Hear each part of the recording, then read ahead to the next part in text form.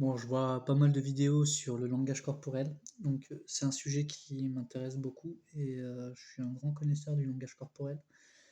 Mais c'est important de comprendre que ce n'est pas une science à proprement parler.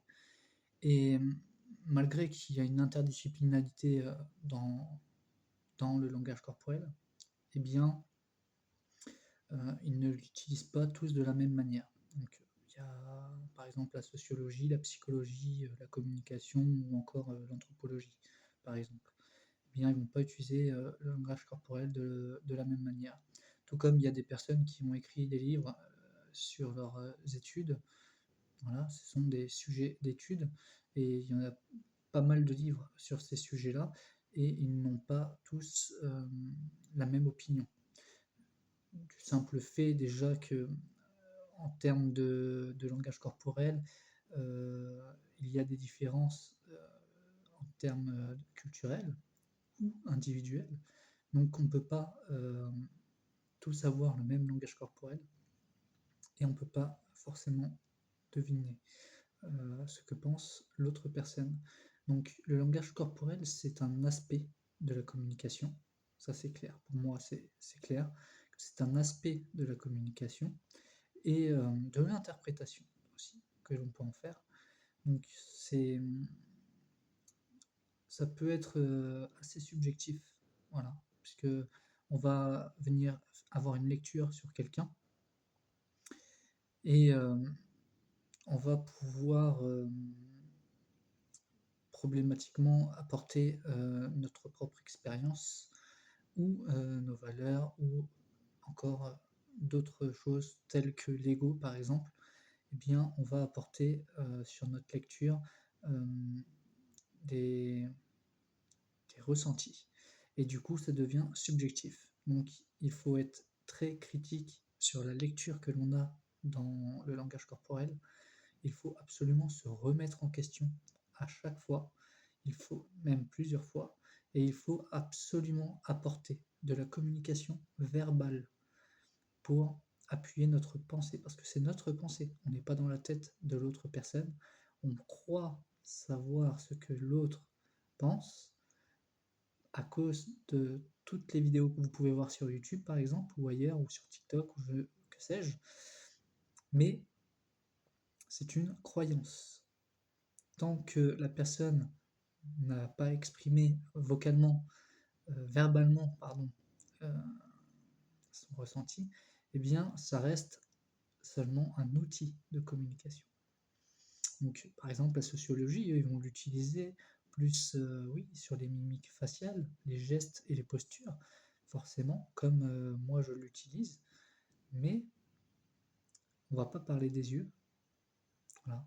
On ne parle pas des yeux, c'est encore un autre sujet, c'est encore plus complexe que le langage corporel. Eh bien, on peut peut-être que la psychologie, eux, l'utilisent ce procédé-là. Parce qu'il faut bien comprendre que chaque discipline n'utilise pas la méthode de la même manière.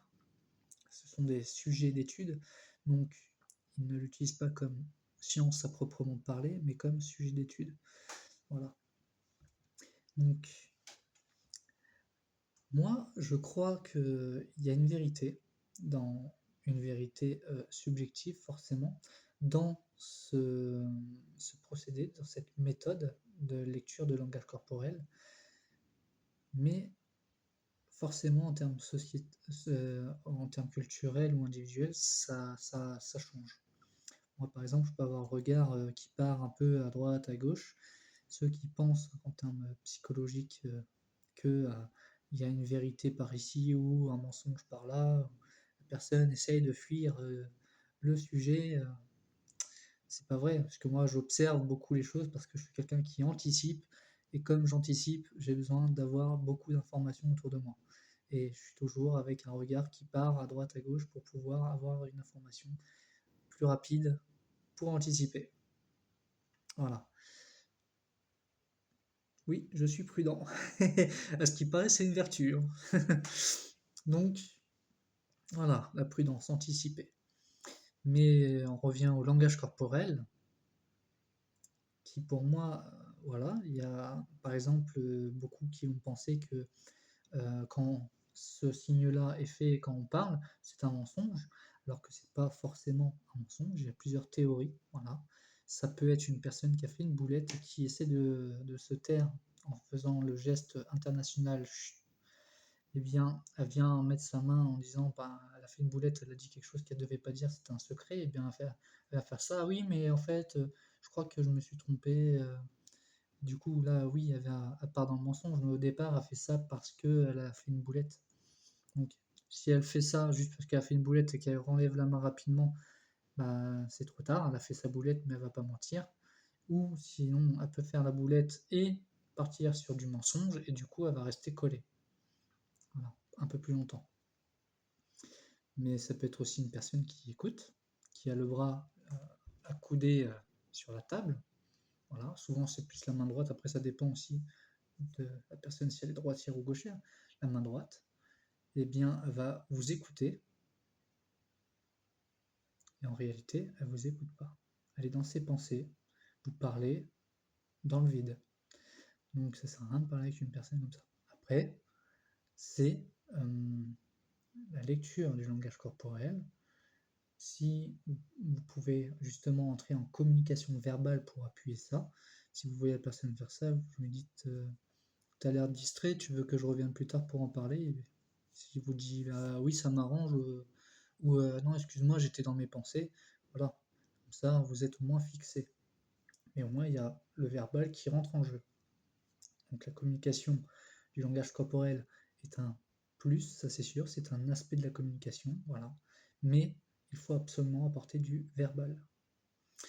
En dehors du verbal, on peut aussi apporter une communication euh, sans jugement. Donc on ne va pas attaquer, pour pas braquer la personne, en fait, on ne vient pas attaquer en disant tu as fait ça, ou je n'aime pas quand tu me dis ça, ou des choses comme ça. Donc on va plutôt tourner la chose un peu plus différemment en portant le je préfère quand tu fais ça, car ça me fait un peu plus plaisir, mais s'il y a des choses, par exemple, que tu voudrais que je fasse, tu peux m'en parler. Voilà. Donc ça, c'est de la communication bienveillante, voilà, tout simplement.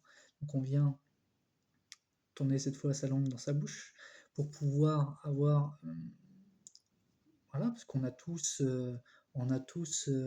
un ego, on est tous égoïstes aussi, voilà, faut dire la vérité, voilà, il n'y a pas de mensonge, on est tous égoïstes, on a tous un ego, on a tous des valeurs différentes, on est tous différents, on a tous une personnalité différente. D'ailleurs, moi je suis un INFP, j'avais fait une vidéo sur le sujet, j'avais pas mal de vues pourtant, mais j'ai préféré la supprimer, voilà, je l'ai supprimée malgré que beaucoup de personnes avaient aimé, donc ça m'a fait très plaisir d'ailleurs si vous voyez celle-là.